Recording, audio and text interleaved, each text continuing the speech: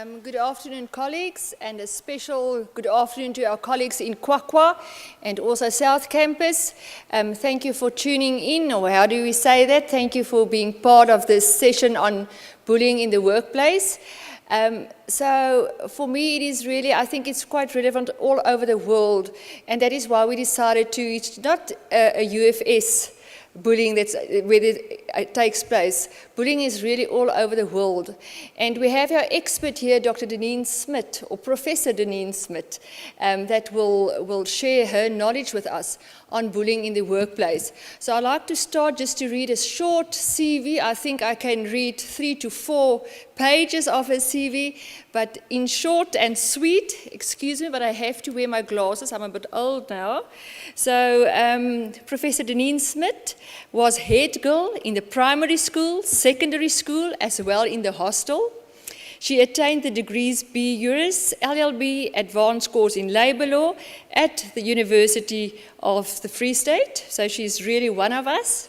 She has several other qualifications as well. She was an advocate for the state for 12 years, specializing in criminal law, and was one of the first female advocates practicing criminal law in the Free State and in South Africa.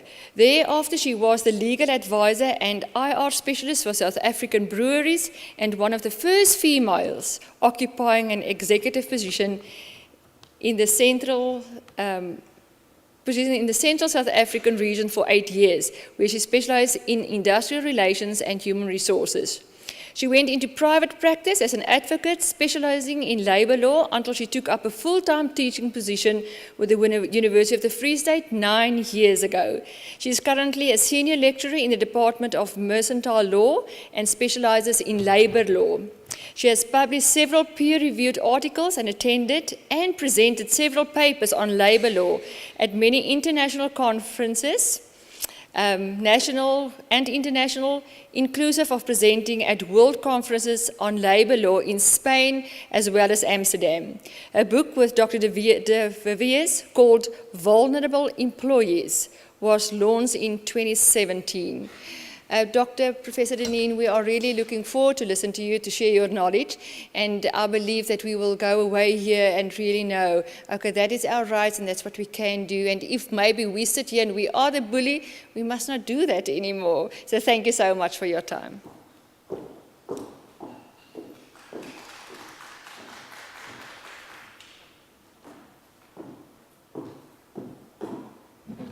Good afternoon, everyone. My name is Deneen Smit, and I'm truly blessed to share with you my views on workplace bullying. Now, if we think of the workplace bully, what comes to mind? What's the very first thing that we think of? We basically think of our bosses, am I right? Or we think back to our school experiences. Either we were the bully, or we were bullied, or we were witnesses to bullying. Am I right or wrong? Right. So, first of all, when we talk about workplace bullying in itself, it has been said that the modern workplace is not a heavenly garden of smiling Buddhas focused on the welfare of others. More often than not, it actually presents the contrary picture of a highly stressful and robust environment. That is the workplace, and this is how the law views a workplace. It is not a social institution. It is a place where there are expectations and where there is sufficient reward. The problem is, whenever we deal with bullying, is that there is basically a lack of proper regulation. And current legislation does not protect the bully or the witness to the bullying. Bullying has actually reached epidemic proportions in the workplace, and yet many organizations, UFS included, sometimes harbor a culture where the bully is either praised for getting the job done. You're supposed to say, what am I talking about? I'll get back to this later on. It's important to know that from a legal perspective, bullying is not unfair discrimination. It's not only violence, and very important, it is not a single isolated incident. Worldwide, bullying is only called bullying if it is continuous. if these negative actions run for 6 months, 12 months, 18 months. In Sweden, there's a cut-off date. If the bullying actions or the omissions were not done for a year, it's not being regarded as bullying. In the UK, if the bullying had not been done for 6 months on a regular basis, it's not being regarded as bullying. It could be harassment, it could be victimization, it could be assault, it could be libel, it could be a lot of things, but not bullying. So the character of bullying is very important. That's why I'm stressing that as from the very beginning. So the whole nature of bullying is the continuous negative action which makes the workplace intolerable for all. It leads to increased absenteeism, it leads to low productivity, it leads to costs for both the employee as well as the employer. Associated with absenteeism as well as legal costs, it demotivates staff and it leads to depression and post-traumatic stress disorder. We'll get to that whole list. So what am I going to talk to you about today? First of all, I'm going to delineate the concept of bullying. Then I'm going to talk to you about how to identify the bully. I'm going to touch upon the Queen Bee syndrome. And we're going to have a look at the ill effects of workplace bullying as well as the future in terms of the way forward. As background, remember that workplace bullying affects 60.4 million Americans per year. That is a lot. Is there legislation in America? No. They sit in exactly the same problem where we sit, where we can measure it, where we know that it's happening, and yet legislation in this aspect has not been passed. So let's start at the very beginning. First of all, I call the bully Z in my bully story. So Z is faceless, is genderless, it is ageless, and it comes from all different backgrounds, and it represents the big and the mean bully. What does this bully do? He takes joy to humiliate and make life a misery to all the school children as well as educators. Now the first question is, how can Z, or the likes of Z, actually bully educators? It is happening, and it might be happening at our tertiary institution, where students would bully faculty members, where trade unions, if they gather some sufficient support, can bully upwards towards management or towards lecturers. It happens, and I'll show you that right now.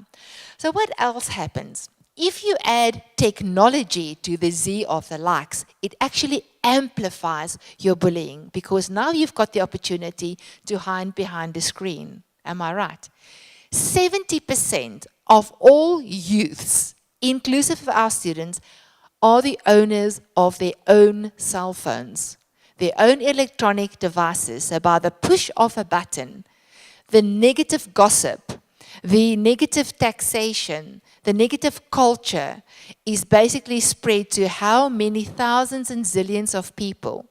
And even if you then stop, those comments had been read. That's the problem with all kinds of cyberbullying. So cyberbullying is more or less the same and yet completely different in terms of the delivering of the methodology of the bullying, and it is more severe and it's more prevalent under the youth of South Africa. So what else is the problem with the Z's of the life? They spread gossip, they bully in a group, and they solicit even more negative action within seconds. School bullying, before the age of technology, stopped whenever the child left the school ground. But now technology follows you wherever you go. Now, why am I reverting back to the school bully? Because research has shown that the school bully actually grows up and goes to work. There is no legislation in South Africa prohibiting or dealing with school bullying. So unless the schools adopt policies, it is not regulated. Many schools actually adopt policies in South Africa. The same goes for most overseas jurisdictions. In the United States of America, almost all the states have now passed cyberbullying as well as bullying policies. But in South Africa, we're still a little bit behind. But now this school bully grows up and he goes to work, and there's no regulation around his behavior or her behavior, the so-called Z's of the life. So what else happens? In the UK, I found that they actually deal with cyberbullying as well as with bullying in quite a nice way. They developed separate packs for primary schools, secondary schools, and tertiary education, relating to the kinds of bullying behavior you could have, relating to what you should do if you believe that you are being bullied, and what will happen to the bully itself on different levels for different children or then students. The problem is that never translated into PACT for educators and learners. There's still a gap in that respect. In any event, knowing that bullying is so prevalent that it leads to suicides, to school shootings, to all kinds of psychological problems, physical problems, Childline in 2017 launched an initiative called Be a Buddy, Not a Bully. But even on their own grounds, they said, this has only had limited success. So what are we to do? Once we get to the workplace, where bullying is not regulated, the whole bullying story of Z continues. The power differential presents itself, the fear of reprisal doesn't vanish, and the hurt and negative effects still haunt the bullied. Research has shown that a person that witnesses bullying actually experiences all the same negative effects as the person who is actually physically being bullied. So whenever you develop policy, take into consideration, because this is being done in an open workplace, if people are witness to bullying, they suffer from the same negative consequences. So you can't only address the bully and the victim of bullying, you also have to take care of those that are witnesses to these kinds of behaviors. And it really hurts the employer's pocket, as you will see. But what is bullying? I think we've all got different opinions on what bullying is.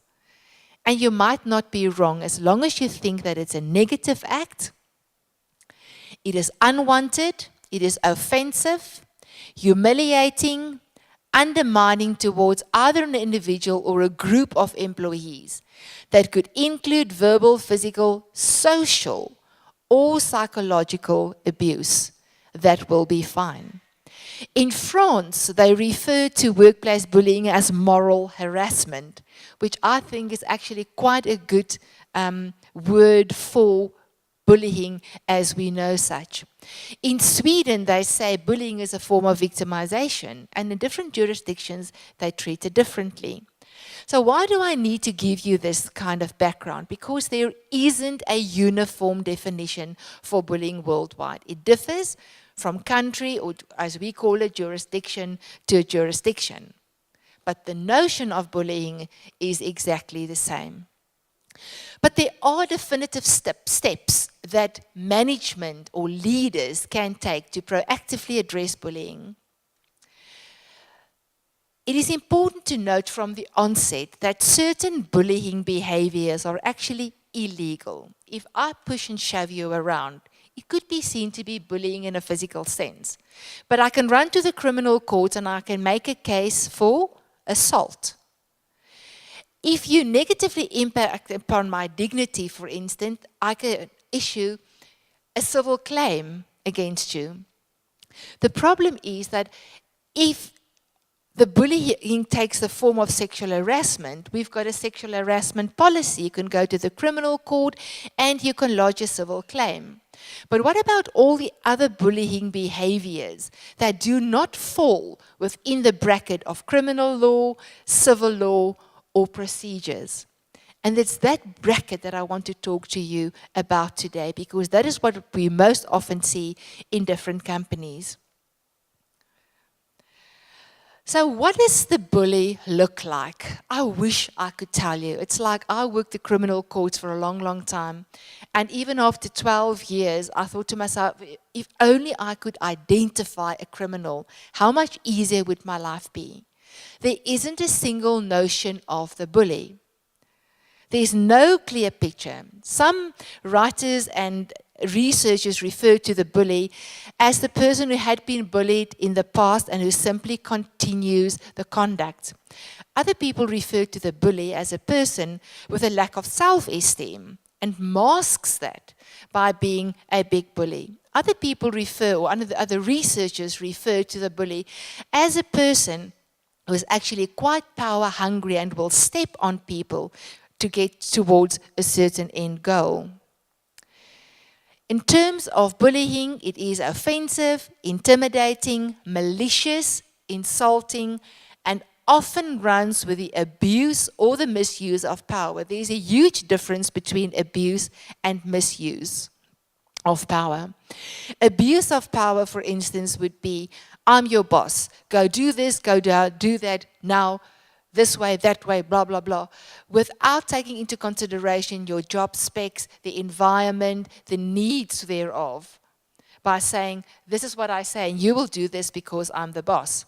Whenever we talk about the misuse of power, that often refers to singular incidents where a person would say, I'm not going to answer your question, I'm your manager. It's not a continuous thing, for instance. So just take note of that.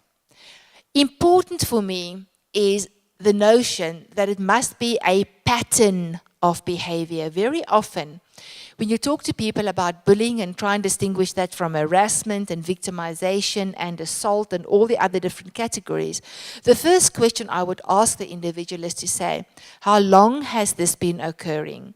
Does this happen to everybody around you, or are you being singled out? If you are being singled out, why are you being singled out? Is it because you're gay, short, tall, fat, thin?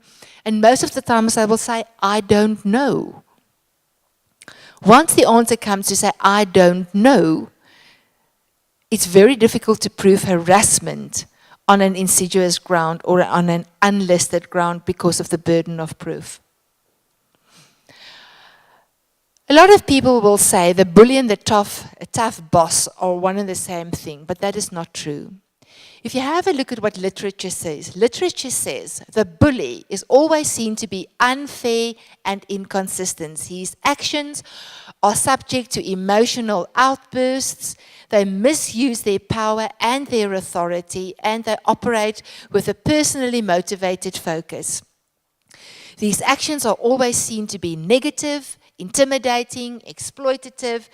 They can even ignore, we refer to this as ostracism, or being engaged in one or the other pattern of obstructive behavior. And I have to stop here for one moment.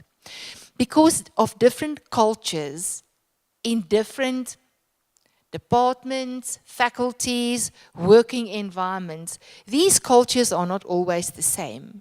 There isn't a one-size-fits-all. You cannot expect from your manager to never yell, to never give an instruction without a good reason. That is simply unfair of us as employees.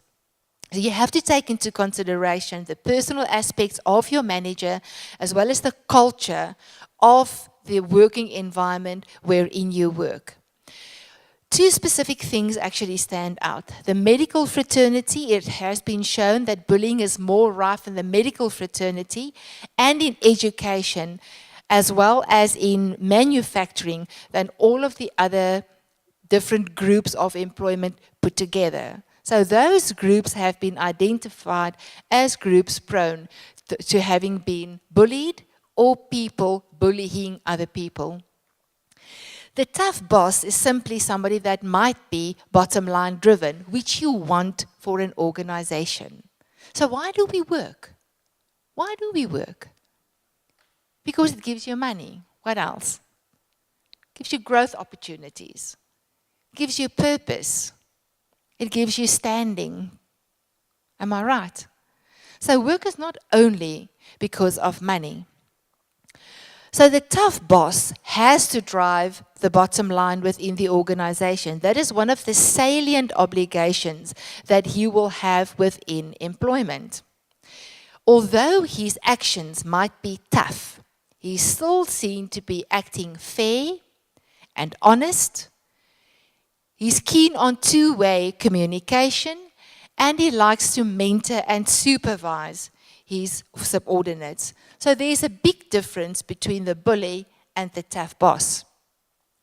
The notion of bullying is important. 70% of all bullying happens from the top to the bottom, that is from management to employees. That's quite a high number, and it's more or less like this for all different kinds of jurisdictions. But employees can also bully to the top, and we get a lot of bullying horizontally between employees. What I have found in practice is usually where there's a trade union and there's bullying horizontally between your different employees, they are not interested to help or interfere, because how do you choose between your two union members? I suggest that employers may face the same problem. If you've got two people working under you, the two of them bully each other, whatever the case might be, or the one bullies the other, how do you choose? How do you investigate? I don't think it is an easy task. Bullying from the employees to the top, we see that more and more in all different jurisdictions due to the way in which the workplace is being structured now. For the first time, we don't know what the working world is going to look like in 2030 or 2050 with the new fourth industrial revolution. We can only speculate, but most of our jobs might be redundant. So when we talk about the power differential, we know that it lies at the heart of the problem, but the word power does not necessarily rest with the superior. There are all different kinds of power within a workplace, and some of these power differentials are actually called informal power. You could easily in a workplace have an informal leader who's actually stronger than the manager, and that creates a lot of conflict. And in all likelihood, the informal leader will gather more support than the leader has, and the leader knows that. So when we talk about the power differential, it does not only work in a linear fashion. So how does workplace bullying present itself in employment? By the setting of, and I emphasize this, unreasonable targets. Not reasonable targets. That's a managerial prerogative. If you have to perform, you have to make the grade, you have to ensure that the bottom line of your company, your department, your faculty looks good. You have to drive that behavior. But you get people who set unreasonable targets. What would an unreasonable target look like? You have to give me for all 4 of your exam papers tomorrow morning. Oops, sorry, I forgot to tell you 3 weeks ago. Can you draw 4 exam papers in one evening? I sure can't do that. It's not humanly possible. Not if you have to think out examples, etc. And the whole problem comes in, I forgot to tell you. I did not tell you. We sometimes get overbearing supervision. We find this especially in certain areas where, in factories, for instance, we would have a manager who is targeting a specific target, looking over the person's shoulder 24 out of 24 hours. Where were you 10 minutes ago? What are you doing now? Why don't you work quicker? Whilst the person is working at the same pace, doing the same job as the other employees. You cannot, if you are an employee, yell, bullying, bullying, bullying, bullying. If the targets are fair, if they fall within the job that you need to do, and I'm not referring only to the job description. People don't understand what a job description is. A job description is nothing but a broad guideline of what you should do. In terms of even of the common law, you could be instructed to do something else, as long as it falls within your area of expertise. And it's not illegal, you will have to do so. How else does workplace bullying present itself in employment? Scapegoating, constant unwarranted, with the emphasis on unwarranted criticism. We see this a lot, social exclusion. The person will invite everybody for coffee or tea except that one person or those two people. Exclusion from important emails, relevant meeting, lunches, and drinks. This we very often see where females are the boss. Sorry, girls. And I often refer to this, while it's been referred to this, as the queen bee syndrome. So the queen bee syndrome is where females keep other females down. Because some females in hierarchical high positions say, I made it to this grade without anybody else's assistance. Now, I'm unique within this hive of bees. And similar to nature, they secrete certain pheromones to keep all the other female bees infertile so that the male bees will attend to their very needs. And we see that exact same behavior in the workplace. Now, you can throw me with stones just now, but just hear me out. In 80% of cases where there's bullying, where there's a female leader, the bullying happens towards another female. And that is the queen bee syndrome, where the female in charge says, I'm in a unique position. I'm going to hold the competition out. How do I hold the competition out? I gossip. I exclude you. I ostracize you. I don't give you the necessary information. Heaven forbid will I invite you to a lunch or to a drink.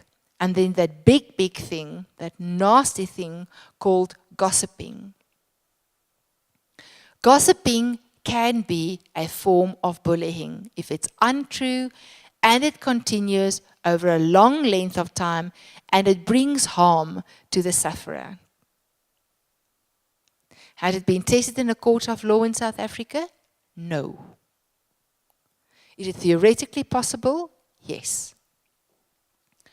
What else? Yelling and shouting. We get that in manufacture. We get that in a lot of traditional male environments, with females now occupying similar positions of men. Research has shown that females adopt a male pattern of leadership, most probably because of the remnants of patriarchy and the whole saying to say, think manager, think male.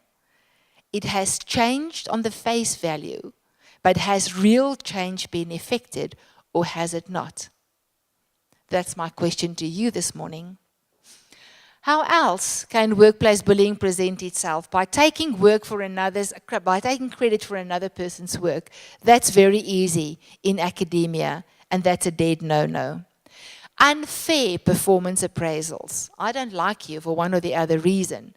Either because you're tall, you're not tall, you're short, you're fat, you're thin, I don't like redheads, I don't like your perfume, I don't like you because you're gay, I don't like you because of your beliefs or your origin.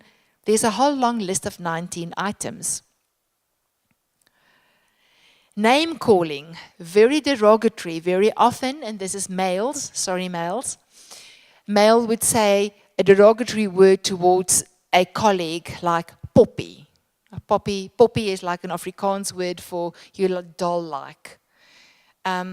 It's not necessarily a nice thing to say. It's more derogatory than anything else. If the employee then says, don't call me poppy, I find that derogatory, and he keeps on with it, then the conduct could become culpable.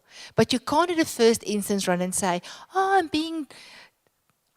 my dignity is being impaired because my boss calls me poppy all the time. There's a responsibility on the side of the employee to say, I don't like this. No, this is the end. Just like with sexual harassment.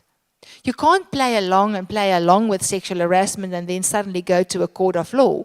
Because the court of law, the judge, what's the first thing that he would ask you? At what point in time did you make it clear that the conduct is unwanted and that it's unbecoming? And the same goes for workplace bullying. How, by means of either a verbal conversation, an email conversation, with the help of HR following the grievance procedures, Did you tell the person that's bullying you that the conduct or the way in which he or she, her actions or her omissions are being brought to the fore does not sit with you? That is your first obligation. Blocking performance without reason, we often see that in academia, without reason. Without reason means without reason, not because you think you should have been promoted. Or not being informed of important decisions that you need to effectively do your work. Scapegoating, social exclusion, gossiping, those are the 3 items we see very often. But bullying is destructive, it's very costly, and it impacts negatively on both employees and the business of employers. And it refers to enduring negative behavior over long periods of time. There is no set period in South Africa at this point in time because South Africa does not acknowledge bullying as a cause of action. But it does create an environment for psychological terror for which the employer could be held vicariously liable. So what is vicarious liability? The same as sexual harassment. Take one step back. I think you've all read the sexual harassment policy. If you're being sexually harassed as an employee, you tell your employer he does nothing about that, you have got a claim against the employer.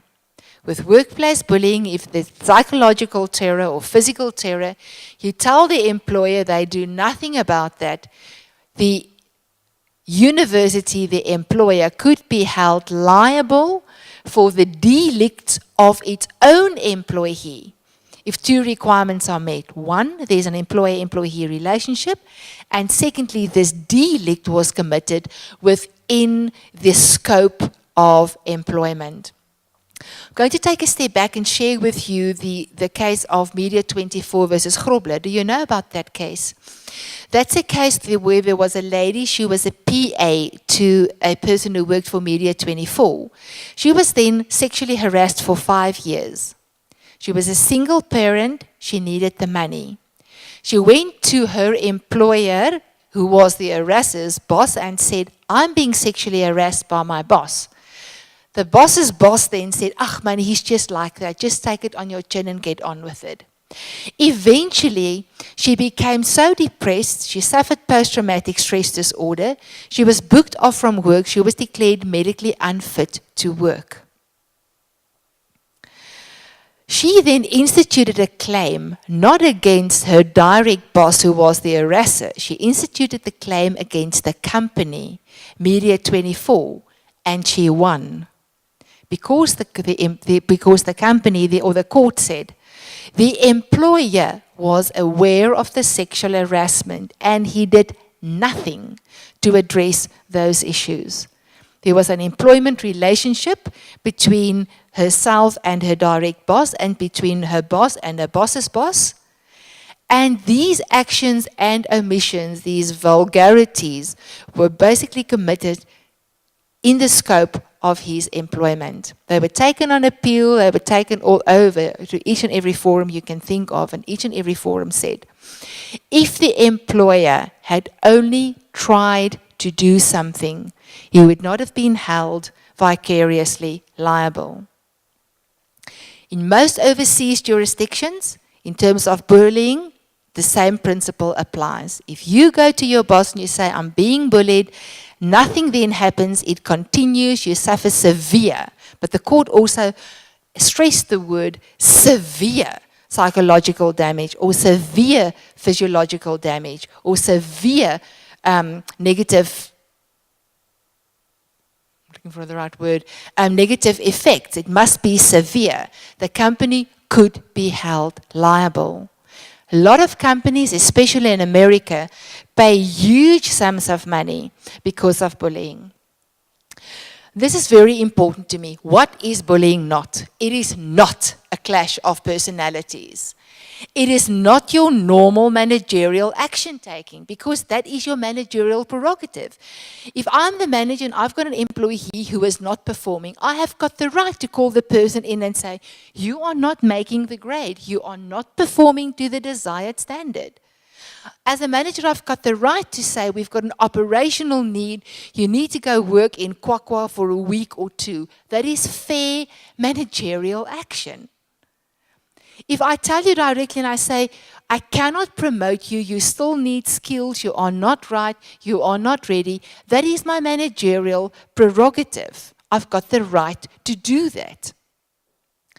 It is also not a once-off clash. Remember that very first slide I put up where we said a workplace is not a garden of smiling Buddhas looking down on you? It is a robust environment.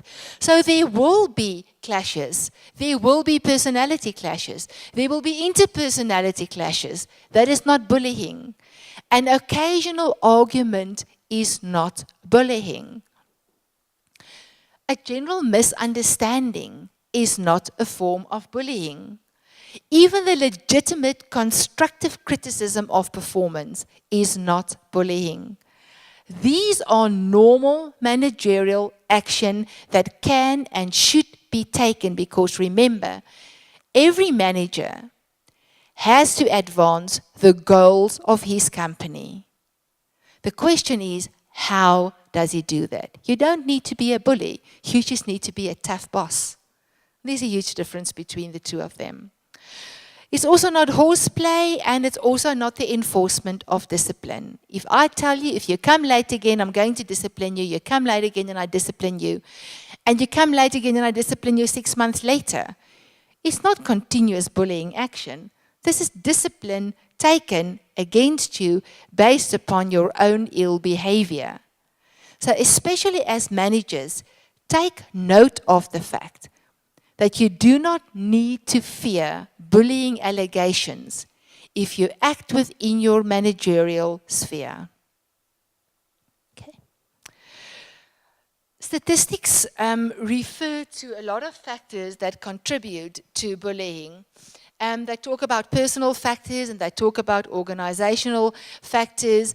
They talk about low competency among victims. Very often you will have an ill performer who then cries out bullying, bullying, bullying. Once the employer says you have to up your performance, don't worry about that. It is not bullying.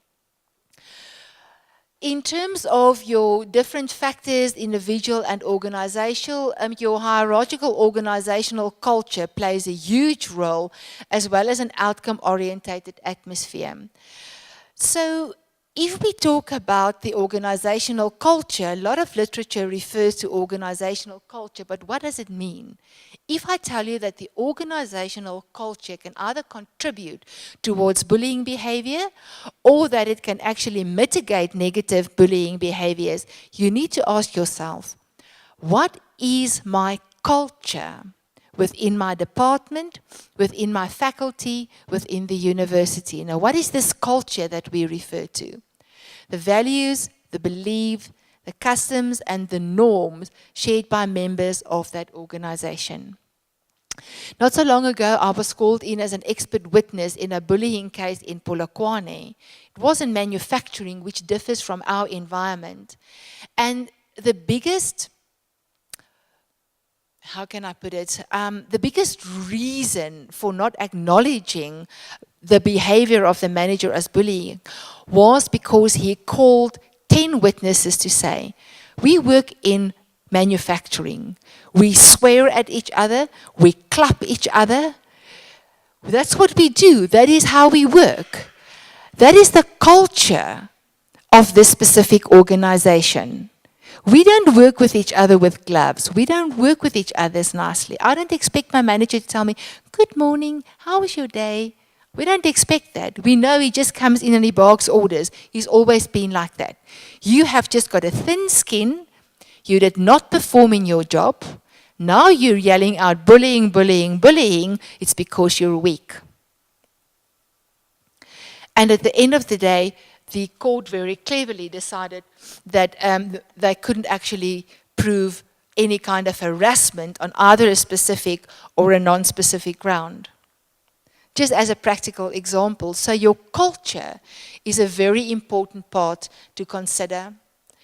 Years ago in 2003, the International Labour Organization already found that South African workplaces had a huge problem pertaining to violence.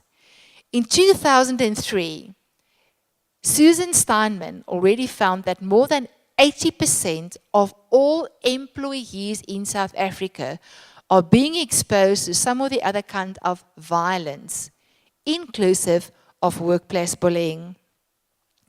They then referred to 13 factors, the 4 different categories: the poor socioeconomic circumstances, the high unemployment rate, the HIV/AIDS pandemic, bribery, nepotism, and poverty in 2003 were listed as the reasons why there is such a high percentage of violence within the South African workplace. Now I'm asking you, it is 16 years later.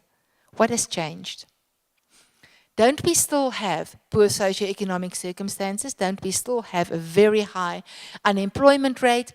HIV/AIDS pandemic has not been put to rest, and bribery, nepotism, and poverty has not changed. We cannot wait for these things to better and hope that workplace bullying is going to disappear. We need to take action. Because why? The negative effects of workplace bullying and violence are exactly the same. Sorry, the flu got me this morning. So the negative effects like depression, post-traumatic stress disorders, stress, suicide, absenteeism, poor work performance are exactly the same that you will find with high degrees of violence. Yet, violence has got a remedy.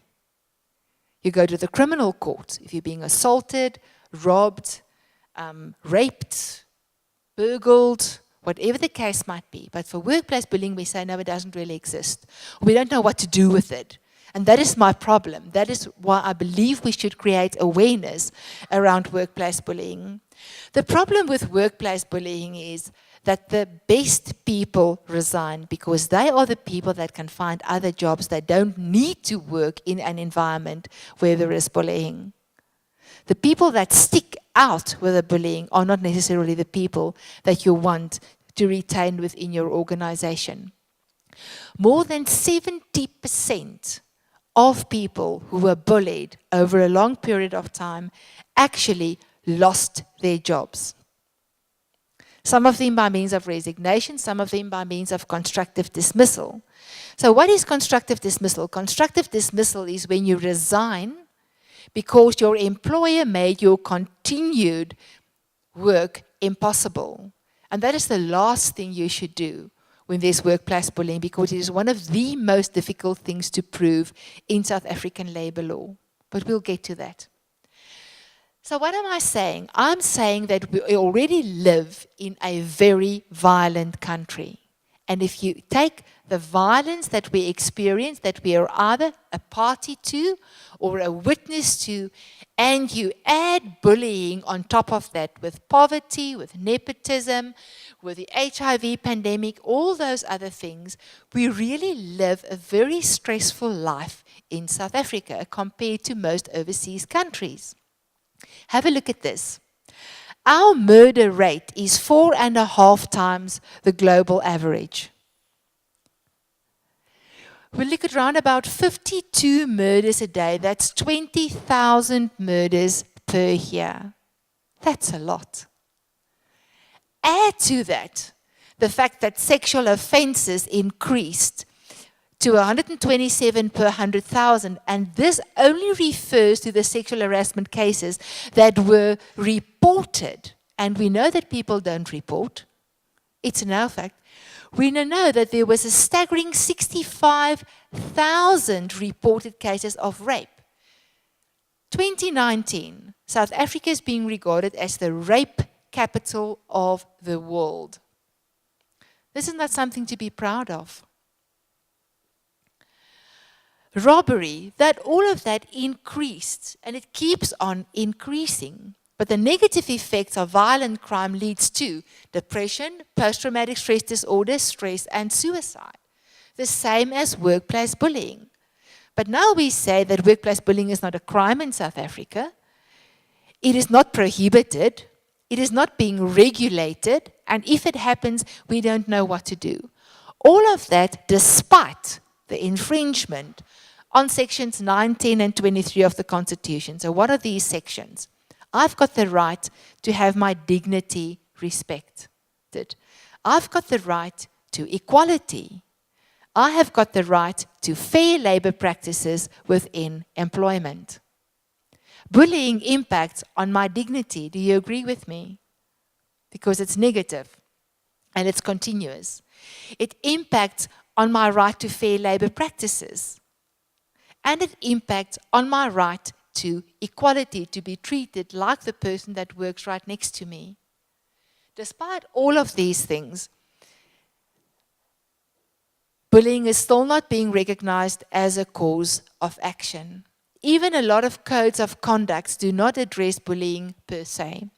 But then you can rightfully ask me, is it really a pervasive problem? Or is this one of these thumb-sucking things that we just say, we need another policy. Let's legislate employers to death. Let's force another responsibility down on management. No, it is not one of those things. 19 million Americans have been exposed to bullying over the past year. 19 million.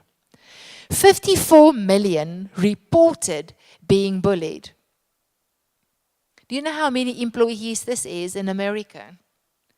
The situation in South Africa is not different. The ILO say approximately 80%, and the latest one says that 2 out of 3 bullying complaints fail to be dealt with.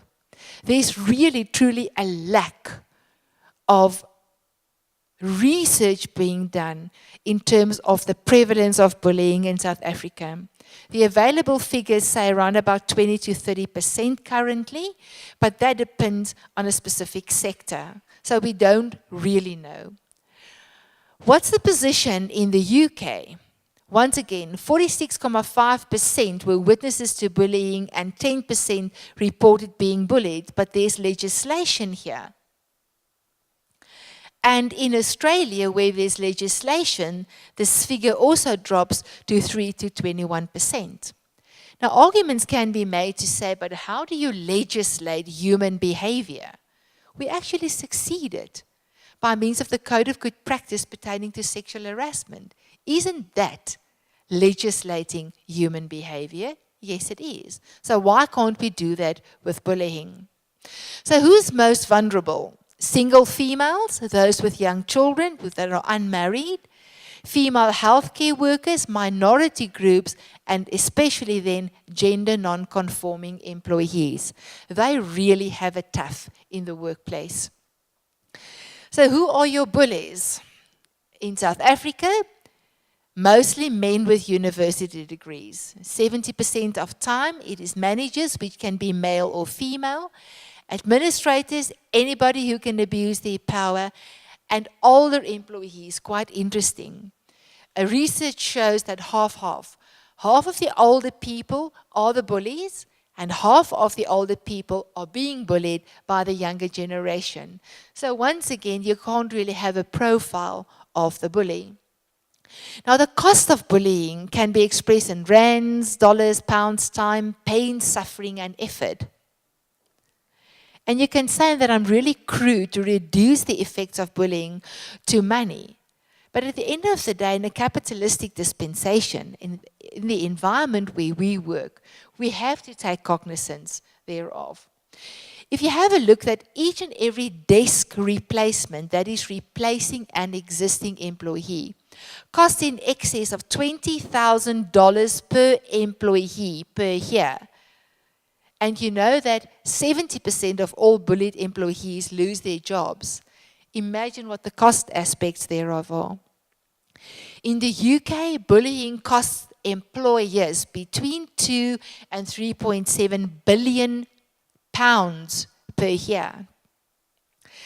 In South Africa, we know that a desk replacement is around about 25,000 to 45,000 rand per employee. But once you move on to an N5 position, it costs over 200,000 rand in terms of recruitment costs, in terms of admin time, in terms of training, and all of those things. So you have to pay over 200,000 rand in South Africa to get another person in on more or less the same skills level as the person that left his or her employment because of bullying. Okay, let's get to the law. It's not a crime. And all these different acts, the Employment Equity Act, the Labor Relations Act, the Protection Against Harassment Act, the Promotion of Equality and Prevention of Unfair Discrimination Act, all of these do not address bullying. Could the common law be a vehicle where your dignity can be protected? Theoretically, yes. Has it been tested in South Africa? No, it hasn't. But what happens overseas? Since they've got the same problem, so what do? Many countries like Belgium, the province of Quebec and Canada, Sweden, they have all incorporated specific prohibitions. They've got legislation, they've got specialized courts that deal with it, and the figures did come down. Countries like the USA, Spain, and Germany, they all rely on existing legislation. I like what Australia did. They passed anti-bullying legislation in terms of health and safety. And if we have a look at the health and safety policies of the university, it's very easy to build them out if you don't want to bring in a completely new policy on workplace bullying. In Sweden, it's being seen as a form of victimization. Germany says it's a labor problem. And Turkey says, so similar to Australia, it's a health and safety matter. UK says it's discrimination. Australia says health and safety. The USA says it's a form of harassment, but it can only be actioned if it's based on one of the 5 protected clauses: race, religion, political choice, and gender. So once again, it's extremely limited in there. So what happened in South Africa? Years ago, after the ILO was here, the ILO said, let's treat it as a form of harassment. So most companies say, if you've got an anti-harassment policy, you are sorted for bullying. I say that is not true. The latest court case in South Africa dealing with workplace bullying was about a person who said, my manager is unkind towards me. He or she has no tolerance for my personal circumstances. I dread going to work. I've been booked off with depression 5 times. And then the judge turned around and the judge said, I understand that your working circumstances may not be pleasant for you, but an unpleasant working environment is not bullying. I think that's important to take cognizance of as well. Although we are still only in our infant shoes pertaining to workplace bullying, at least we are trying to focus on that at this point in time, and we need to come up with a definition. I believe workplace bullying should be defined as repeated actions and practices which can either be done deliberately or unconsciously, but clearly causes humiliation, offense, and distress, and could interfere with job performance or cause unpleasant working conditions. We need, as the University of the Free State, a working definition for workplace bullying. The rest of this discussion basically shows why the existing legislation is insufficient to deal with workplace bullying. What they did in the UK is they used the Protection Against Harassment Act. But our Protection Against Harassment Act was primarily promulgated to cater for those instances where there was stalking after a marriage or a relationship broke down. Now, technically, we can use that. But the effect thereof is ridiculous because you will get an order against your boss, which will say that your boss is not allowed to speak to you, give you instructions within a radius of, say, approximately 100 or 200 meters. How can that ever work in a working environment? So yes, theoretically it's possible, practically it's never ever going to see the light of day. And so it goes. So what am I telling you? At the end of the day, the Constitution only guarantees rights. The Constitution places no prohibition on anybody. It only gives you the rights. So what am I saying? I'm saying we need a policy. It is not a difficult policy to draft. It is an easy policy. Give a couple of examples, Tell the people where to go if they believe that they are being bullied. Make employers or managers aware of possible bullying behavior. And then tell what's going to happen to the bullied and the bullier. It's very simple. The current code of conduct at the UFS refers to the fact that all members of staff has to be treated with respect, impartiality, courtesy, and sensitivity, and that a cooperative and collaborative approach to working relationships are key. In the absence of any policy, you can either then allege that the code of conduct is being breached, or secondly, you need to use the grievance procedures. I will take you through those now. So what do you do if you feel that you are being bullied? First of all, you start as small as possible. You try an informal discussion.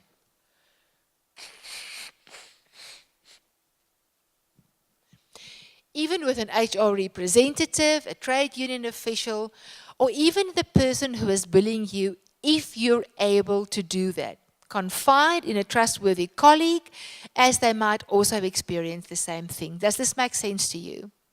If this then doesn't work, you escalate it to one level higher. And then you lodge a formal grievance. The employer then has to investigate. You have your grievance meetings, try and resolve the issue. If you can't, it moves one level up. If you have resolved all these resources, you're still not happy, you can take it outside and declare a dispute. What has to be noted is the fact that an outcome of a grievance procedure could lead to disciplinary steps against the manager or towards the employee. So don't think you can just institute grievance procedures because you want to make life difficult. You have to have a very good reason for that. The life cycle of bullying is also quite important to take note of, because originally, once the bullying behavior starts, the first thing the person does, he says, I'm unawares or unaware thereof. They try and wish it away, and a lot of harm then comes to people that are witnesses to the bullying during this period, where the bullied victim or target then says, this is going to go away, nothing is going to happen. I'll try and appease him as far as possible. Because the moment that this starts, there's self-doubt on the side of the victim. So, what can the bully victim do to prove that you're not weak and to prevent stigmatization? Because that's a huge, huge, huge fear. I don't want to be stigmatized. I don't want to be told that I'm weak, that I cannot withstand the instructions of my manager, that I'm unable to do the amount of work that they expect from me. So what do you do in this instance? Well, first of all, do not resign because of constructive dismissal. With constructive dismissal, you have to prove so many things that it's not worth your while to do. What do? Utilize the grievance procedures in the absence of a policy. You know that you could get booked off sick via your doctor for stress or anxiety, but many times these employees do not want to return to work, but they also don't want to resign, so they claim constructive dismissal. My boss made my life intolerable. What's the first thing the court will ask? Did you utilize all the internal processes and procedures? When did you tell your boss to stop his negative behavior? How can you prove that it became completely impossible to work with him long before you can even think of claiming constructive dismissal? And this is my last slide. I believe that as the employers, we've got a legal duty to take control of the situation, and we can all help to develop a more compassionate and caring management style, displaying emotional intelligence. In the case of bullying, 9 out of 10 times, the EQ of the manager will be extremely low. And that research has taught us. I know now that bullying is abuse. It's part of the greater violence problem. It warrants interference. It's very costly. And it's time that we put the bully behind bars. if you're an injured employee, make sure that your working circumstances are the reason for your brokenness and that it does not sit within your own personality sphere. Thank you very much.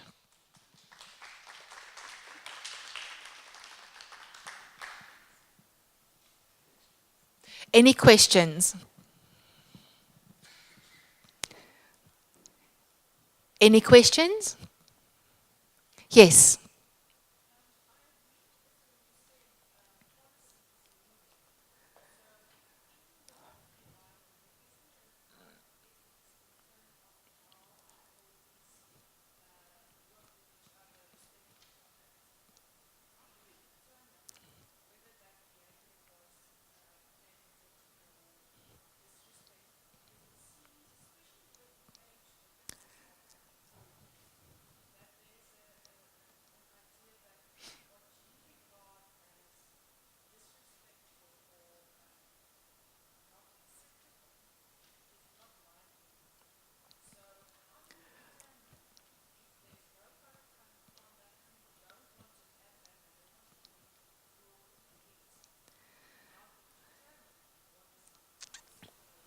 As a manager, you don't need their permission to pass a code of conduct. A code of conduct can be passed, of course, in this instance, it has to go via HR, to say within my department, I regard this behavior as offensive, this behavior is acceptable, this is not acceptable, that is acceptable. It will always be better if you get the trade union involved, that they buy in, have a workshop around what's acceptable, what is not acceptable, to clarify that whole area. And that's actually very simple and very easy to do. It takes about a week if you get all parties on board. Next question? No questions? Have you experienced bullying behavior? Have you seen bullying behavior? Are you bullies? Because we sometimes are and we don't think about that. I found myself years ago at SAB, I managed 3,000 people, and there were 2 people that really irritated the heck out of me because they just wouldn't do their jobs and they had excuses for everything every time, and it killed me until one day I found myself, I was standing there, I wanted to scream, and I said, I'm going to yell at you, I'm going to turn around and walk away because I can't take this anymore. And then the guy turned around and he said, you're just a big mean bully. And I thought, what are you? That was quite a number of years before I did my PhD in bullying. And I thought to myself, because of past experiences very often, our conduct is not necessarily 100% towards our own employees, and that could easily be construed to be bullying behavior. What I should have done was spun my heels and say, if you did your job, I wouldn't need to turn around. Well, I wouldn't need to turn around, spin on my heels and walk out. But fortunately, I just left it where it was. Because there are so many females in academia, we see the queen bee syndrome as a huge problem in both the academia as well as in the judiciary, where females say, I don't want other females, I don't want other females. And we see that a lot as well, where females keep other females down. We know that, but how the happy heck do you prove that I'm being kept down just because I'm female? So there aren't easy answers. But it's also not an impossible situation. This code of conduct, each and every employee at the university has to follow.